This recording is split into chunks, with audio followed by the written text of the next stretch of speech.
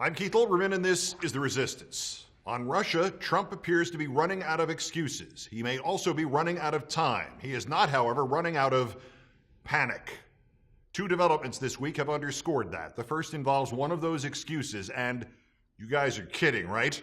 General Michael Flynn, who campaigned for Trump, who spoke at Trump's convention, who presumably guided the formation of Trump's policy on Russia, who was communicating with the Russian ambassador while on Trump's transition team, who Kellyanne Conway said still had Trump's full confidence as of about 5 p.m. February 13th, who resigned as Trump's national security advisor at 11 p.m. February 13th, who is in the best case scenario merely guilty of lying to Trump's vice president, who has offered to testify somewhere, presumably against Trump, in exchange for immunity. He is Obama's fault. I just heard where General Flynn got his clearance from the Obama administration, Trump told CBS. When he went to Russia, it was 2015, and he was on the Obama clearance. When General Flynn came to us, as you know, he already had the highest clearance you can have. Go on. They're so devastated because this only came up 2 days ago. I watched one of your other competitors, and they were devastated by this news because you know what? That kills them. That's the end of that subject. And then there was a ruling, and the ruling said Flynn wasn't my fault, and the ruling also said Flynn was Obama's fault, and so you can't ever talk about Russia again because the ruling is final. It's a ruling, and China ate my homework. What are you, 6? Trump, Mr. Business, Mr. Extreme Vetting, Mr. Full Confidence in Flynn, has just admitted that when he brought Flynn on, he and his entire team, his government in waiting, had no idea whether or not Flynn had the necessary national security clearance to become the national security advisor. Although he knows Flynn traveled to Russia in 2015 on the payroll of Kremlin propagandists to sit alongside Vladimir Putin at the same table with Jill Stein, and Trump knows that Flynn was director of the Defense Intelligence Agency until Obama's team pushed him out, he seems to think the idea that Flynn had gotten security clearance while Obama was president means anything Flynn did after Obama fired him is somehow Obama's fault.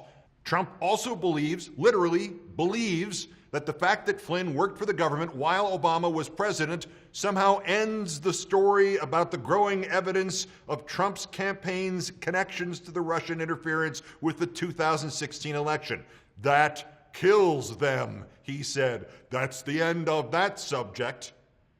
And this remarkable overconfidence dovetails with the sudden return to Trump's early campaign pledge to change the laws so he can sue anybody who writes a news story he doesn't like. When his henchman ranked Priebus went on ABC's This Week, the first story Priebus used as an example of media irresponsibility, the only story Priebus used as an example of media irresponsibility, was that same saga of the Trump campaign and Russia.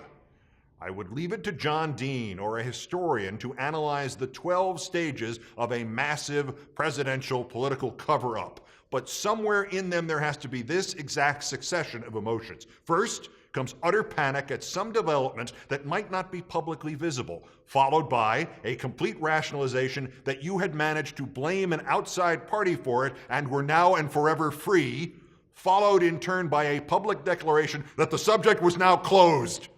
We saw this in Watergate. I believe the time has come to bring that investigation and the other investigations of this matter to an end, said Richard Nixon in his 1974 State of the Union address. 1 year of Watergate is enough. The Republicans applauded and Nixon almost smiled, and a note to Mr. Trump, 1 week later, the House voted 410-4 to authorize the Judiciary Committee to investigate impeachment charges against Nixon. If we are in the utter panic at some development that might not be publicly visible stage of cover-up, what has caused it? Well, shoes continue to drop at a steady pace. 2 of the shoes belong to Sebastian Gorka, reported to be leaving the White House. He was the guy who came up through the Fox News Breitbart pipeline, who showed up at one of the inaugural balls as an incoming Trump national security aide, wearing what might or what might not have been the medal of a Hungarian group that was pro-Nazi during the Second World War. More pertinently, he was one of Trump's loudest defenders about Russia.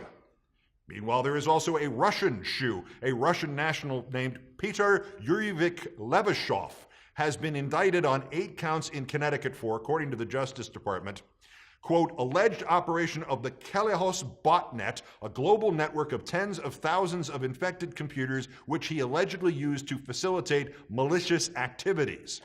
The former member of the British Parliament, Louise Mensch, who beat all of American media by 5 months to the story that the Justice Department had gotten a FISA court order relating to Trump's associates, has now posted, quote, sources linked to the intelligence community say it is believed that a Russian hacker of the election, Pyotr Levashev, was paid directly by Boris Epstein on behalf of both Trump and the FSB. Pyotr Levashev? Why, that's Peter Levashov's name. The FSB is, of course, one of the many Russian spy agencies. Epstein is the Russian-born former Trump communications team member who just left the White House.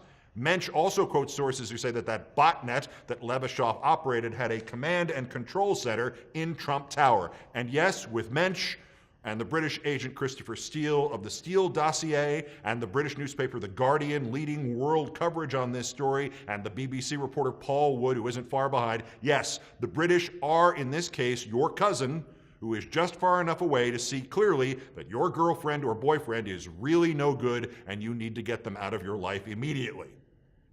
And then there is another shoe I would not ordinarily mention. It is a story from a man named Claude Taylor, who identifies himself on Twitter as a, quote, veteran of 3 presidential campaigns, served on White House staff, parentheses, Clinton.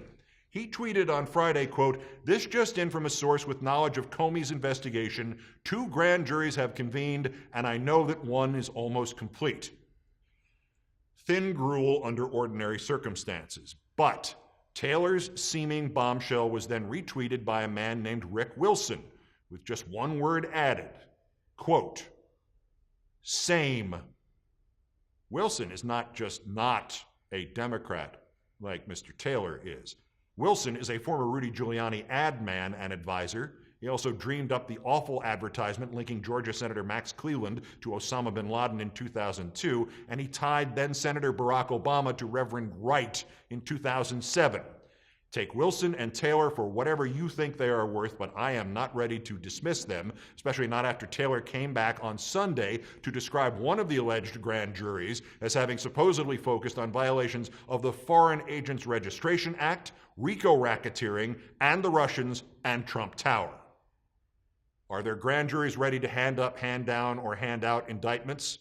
I would not dare claim to know, but I do know what I see. Trump at escalated levels of panic, Trump floating a constitutional amendment that would keep us from talking about his Russia problem, Trump at the point of pretending that a not very interesting detail about General Michael Flynn and his security clearance that Trump should have known, and anybody who'd ever thought about it probably could have guessed, is somehow the final judgment on his entire Russia problem, that it, quotes, kills those covering his Russia problem and concludes for all time any discussion of his Russia problem. Quoting him again, about his Russian problem, that's the end of the subject. I do not dare to claim to know the whole story of Trump and Russia, but I willingly dare to claim that this is not the end of that subject. Resist. Peace.